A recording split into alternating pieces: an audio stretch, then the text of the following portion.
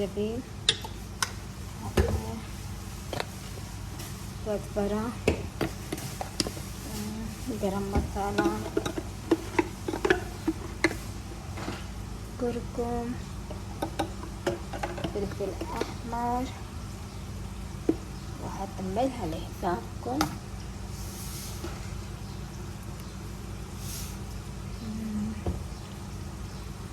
اوكي، بحط गरम मसाला شوي زيادة عشان يطلع طعم أحلى، وفلفل أسود. بسم الله الرحمن الرحيم.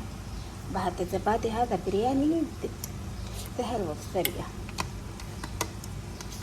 يلا هنا بخلط كل شيء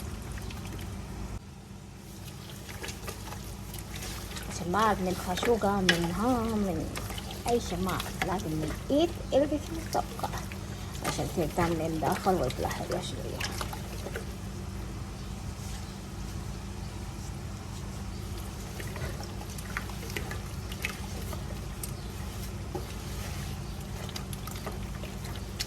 بخلي هذا شوية 20 دقيقة، عقب بسوي شي غير ذات.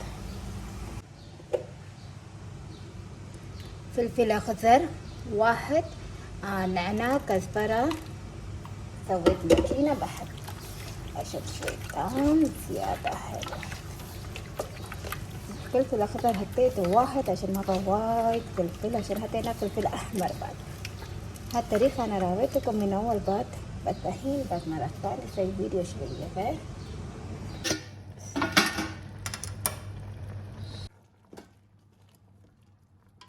الحين بحط الزيت، سويت البصل فراي، بحط الزيت هذا. بسم الله. اوكي،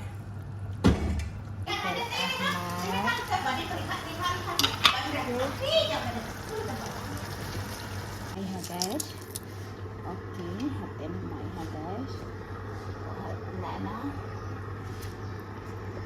الملح،